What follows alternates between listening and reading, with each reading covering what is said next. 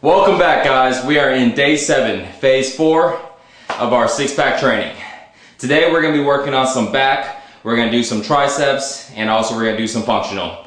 Remember, your rest times are still at 1 minute. We're not going to do an active rest. We're not going to do active rest for this workout because we're going to be engaging in deadlifts, so it's going to be a little exhausting. We're going to start off with deadlifts. We're going to do 3 sets of 12 reps. And after that, we're going to follow by some one-arm dumbbell rolls, supersetting with some prone cobras. And we're going to finish off with some triceps, doing skull crushers, and supersetting that with bench dips. And then we'll do some functional after. Let's get going.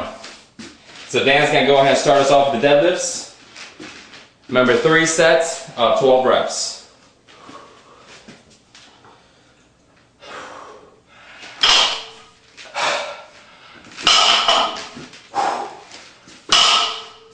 And again, Dan is using a wider stance for deadlifts, which is perfectly a good form also. You can go with a wide stance or a close one.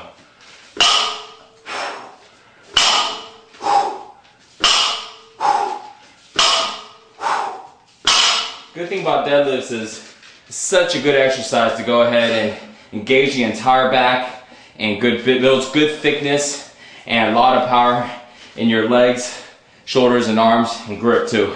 So remember your rest time being 1 minute right after.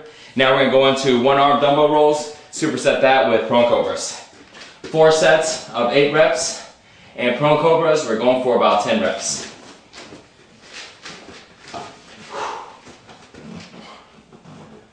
So you notice on these rows how far down Mike gets and how he brings it almost all the way up to his chest.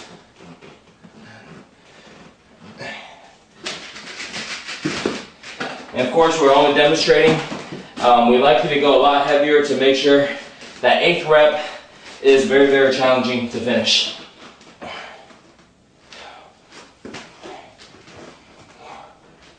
And again, notice how Mike is not swinging with momentum. Staying very safe, avoiding injury. And run into those cobras.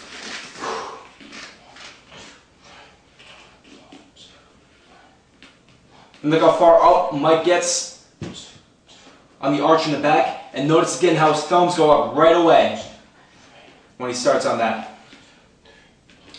Also notice the control that he's doing these with. If you're doing these really fast, you're basically just waving your arms around. Very important to do these slow and with control and really get that contraction in your back at the end.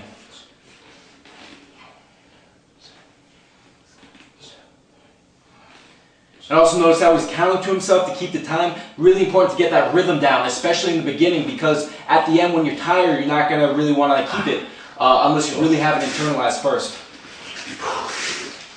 I tend to like to keep my feet up for skull crushers. And see, this way you reach right in the back right here, take it up, push it up, and I find the grip that I like, and I go with usually a little closer grip. You can go with a slightly wider one if you like.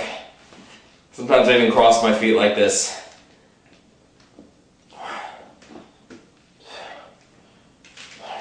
And notice on these how Mike is actually going behind his head, not actually touching his forehead or his nose or his chin. Again, these are very, very harsh on your elbows if you don't do that. So very important you do it like Mike is doing it right now. Go behind your head and go past the top of your head.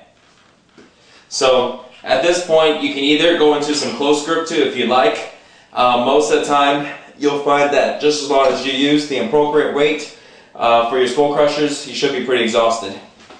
So right from here, you can either actually probably just leave the weight there if you like, and you'll go directly into your dips. So for me, again, I'm going for about 35. Feet together, knees together, chest out, keep your butt close to the bench.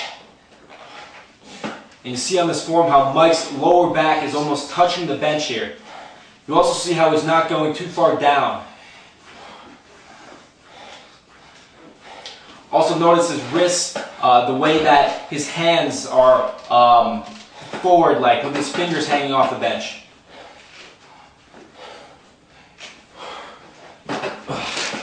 Alright, so that was about 35. So you need to go ahead and do 4 sets of these.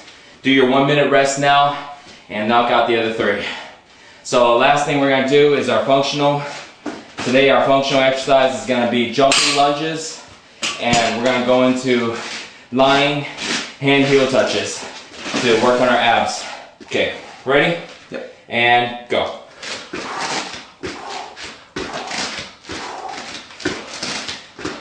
And by now, guys, if you don't have a workout partner, you probably found a way to go and keep track of the time. Sometimes I have a workout partner like Dan, sometimes I don't. So it's always good. Switch.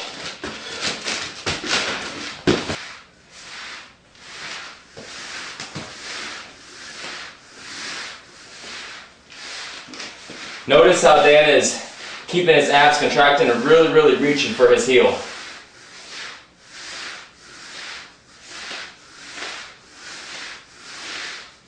Okay, that's good. Alright, so you have 4 sets total, 3 sets left to go. And that concludes day 7.